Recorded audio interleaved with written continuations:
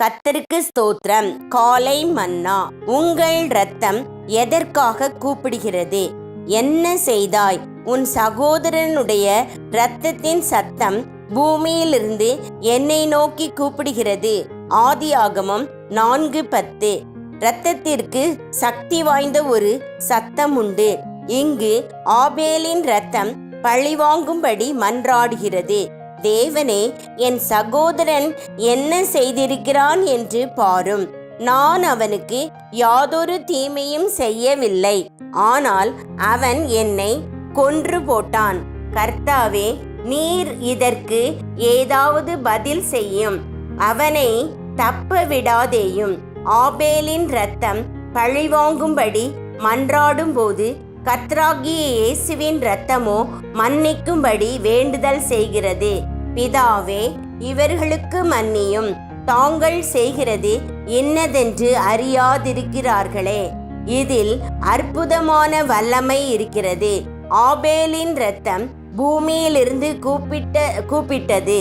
கர்த்தராகிய இயேசுவின் இரத்தமோ பரலோகத்திலிருந்து பேசுகிறது. எபிரேயர் 12:25. பொதுவான இரத்த சாட்சிகளின் ஆத்துமாக்கள் பரிசுத்தமும் சத்தியமுள்ள ஆண்டவரே, எங்கள் இரத்தத்தை குறித்து எதுவரைக்கும் நியாய தீர்ப்பு செய்யாமலும் பழி வாங்காமலும் இருப்பீர். வெளிப்படுத்தல் 6:10 என்று கர்த்தரை நோக்கி கூப்பிடுவதாக நாம் வாசிக்கிறோம். ஆனால் புதிய ஏற்பாட்டின் முதல் இரத்த சாட்சியாகிய ஸ்தேவான், ஆண்டவரே, இவர்கள் மேல் இந்த பாவத்தை சுமத்தாதிரும், அப்போஸ்தலர் 7:60 என மிகுந்த சத்தமிட்டு கூப்பிட்டு நித்திரை அடைந்ததாக நாம் வாசிக்கிறோம். ஆம், புதிய ஏற்பாட்டில் கர்த்தராகிய இயேசுவின் மூலமாக அவர் மன்னித்தது போல் மன்னிக்க நாம் கிருபையை பெற்றுக்கொள்கிறோம்.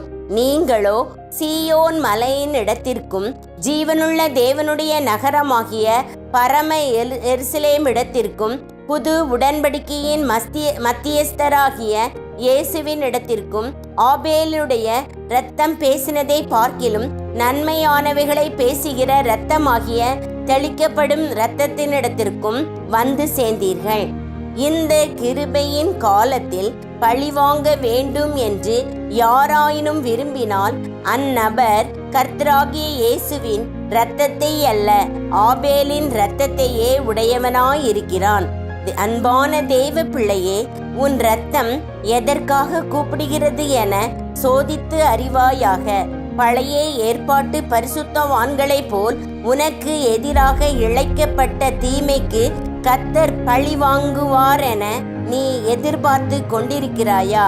அல்லது கர்த்தராகிய இயேசுவை போல் உன்னை புண்படுத்தி இருப்பவர்களுக்கு மன்னிப்பையும் அன்பையும் நீ வழங்குகிறாயா? ஒருவருக்கொருவர் தயவாயும் மன உருக்கமாயும் இருந்து ஒருவருக்கொருவர் மன்னியுங்கள்.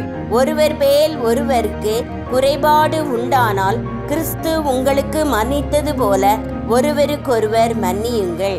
எபேசியர் 4:32, கொலோசியர் 3:13.